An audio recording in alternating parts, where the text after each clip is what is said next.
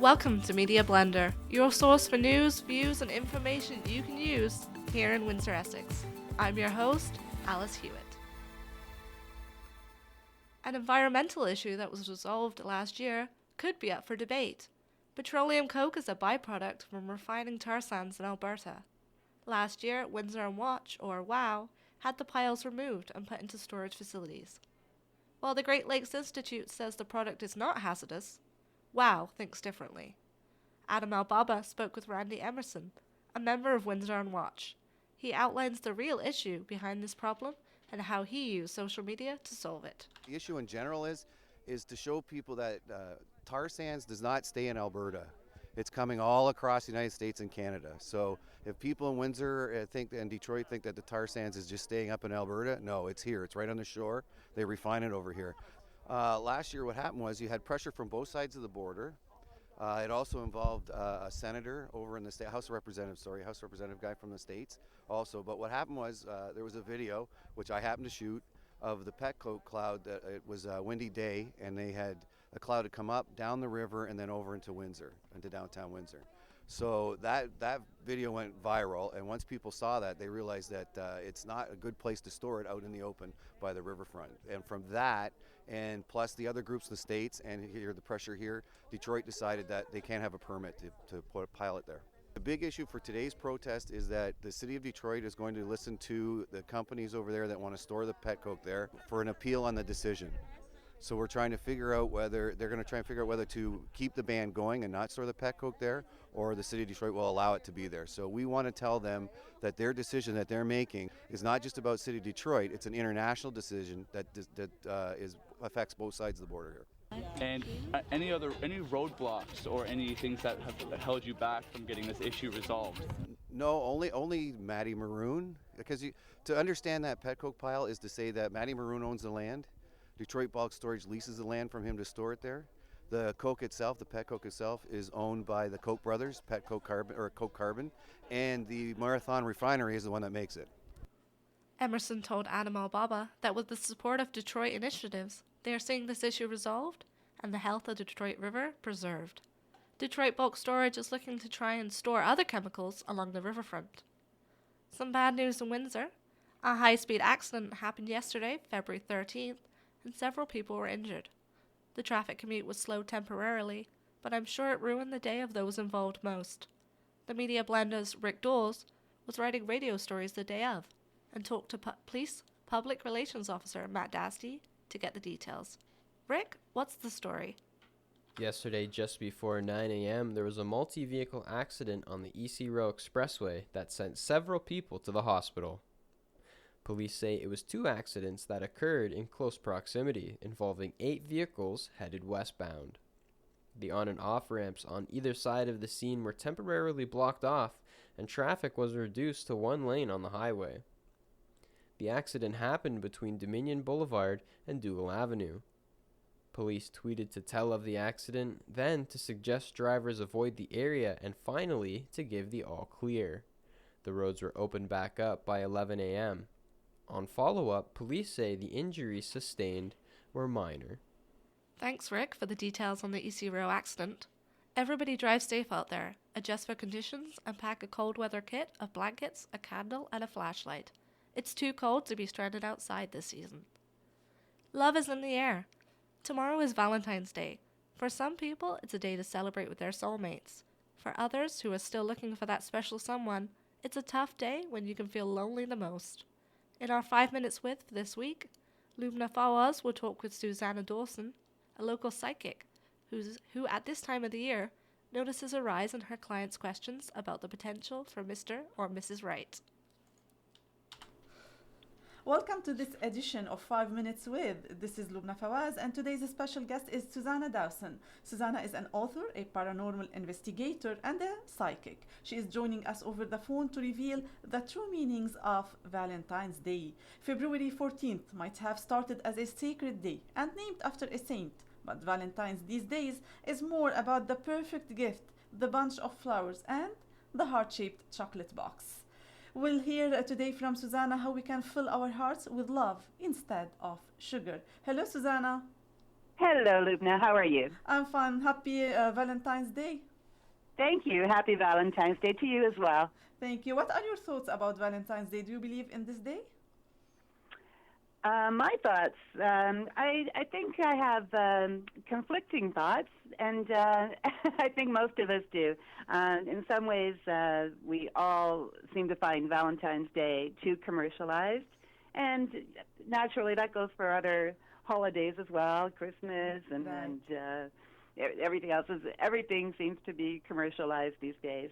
That being said, what is wrong with celebrating love? How can we have both aspects of the day, the material side? I love receiving and giving gifts, and also without compromising the spiritual side. I think, well, giving and receiving gifts is wonderful. We can do that any day.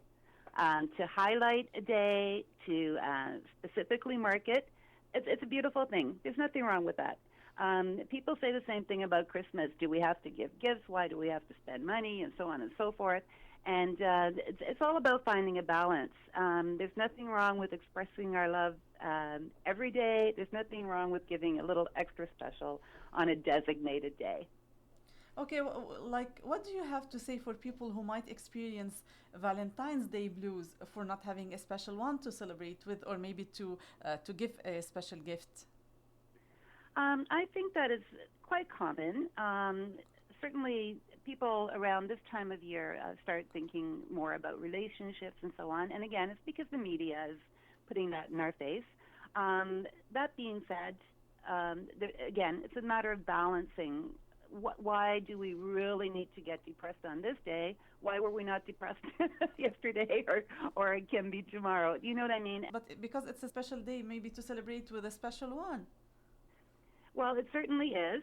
There are definitely ways of getting around that. We don't necessarily have to celebrate with one special one. What about doing something kind or good for your neighbor or for your mother?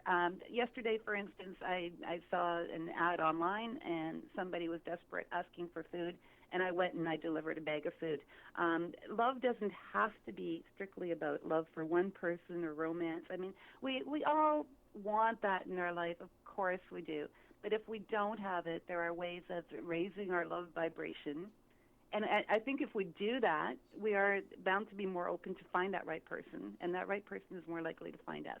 What about the search, this endless search for the right person? Do you witness through your work any significant changes in your clients' behavior or emotional wellness because of Valentine's Day? Do they tend to ask more about their potential soulmates around this time of the year? Well, I have quite a few questions right now in my inbox about love, and that is quite common, and there is a surge, usually around holidays, New Year's, birthdays, Valentine's Day. And Valentine's Day being connected to mating season and the start of the spring season. Yes, people are definitely feeling an urge to find that right person. I think it's a part of human nature. I think especially my women clients tend to be more concerned with love and romance, and definitely that question comes up. Why women are more likely to search for the soulmates more than males, do you think? I think it's part of the biological human nature. I don't think we can deny it. It doesn't matter how we progress through this evolution of society. I think women will always be the more emotional sex, and it's just something that women they're always the first to think about emotions rather than practical matters. Well, thank you so much for you, Zsuzana, for joining us today. Again, I wish you happy Valentine's Day and enjoy your day. Thank you, Lubna. Happy Valentine's Day to you and all your listeners. So this has been 5 Minutes with Zsuzana Dawson. Zsuzana is an author, a paranormal investigator, and a psychic. Thanks for tuning in, and happy Valentine's Day, everyone. Thank you, Lubna, for that interesting interview. Let's hope we all find a little bit of love this Valentine's Day. 2 hearts, 1 night, and many reasons to celebrate. Create a romantic atmosphere for you and your loved one at the City Grill, offering a 4-course meal including champagne for $60 all weekend. Share some laughs with your loved one at the Comedy Queries Battle of the Sexes. They have a dinner and a show for $50 featuring Michelle Shaughnessy and Michael Geeter. Hoping to burn calories another way? Open your heart to the idea of dinner and some dancing. On Friday and Saturday, the Gourmet Emporium offers you the chance to eat and get off your feet. Each night will include a 3-course meal for $40. Fill your Valentine's heart with a pint of beer this year. Rock Bottom is hosting a cheesy Valentine's beer dinner with 5 courses, some beers, and a couples quiz. DJ Jordo will be filling the air with love songs. The options are endless, so make it an evening your Valentine won't forget.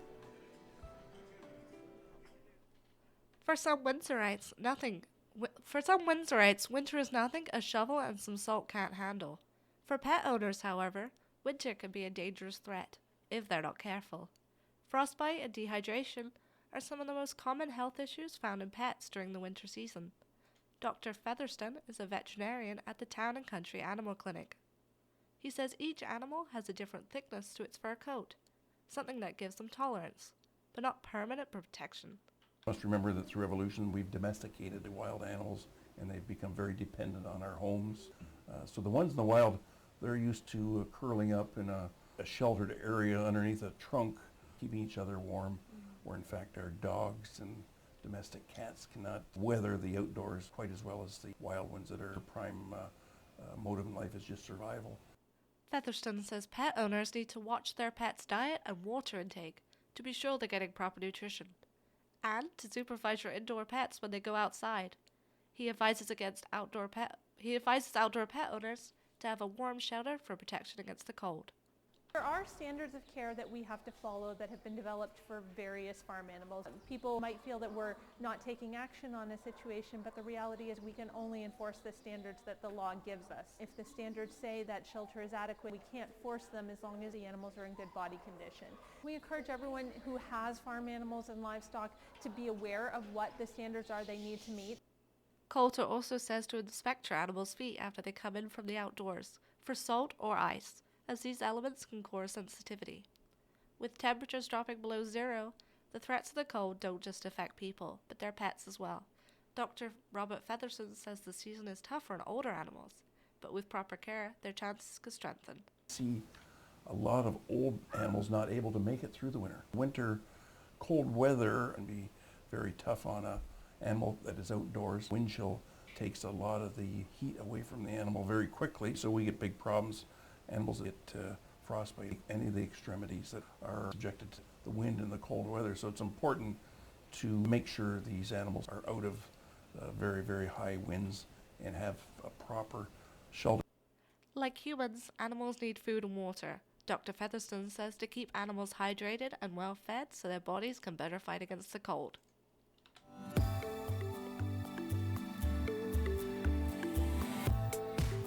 This is Alice Hewitt, and you've just enjoyed another edition of Media Blender.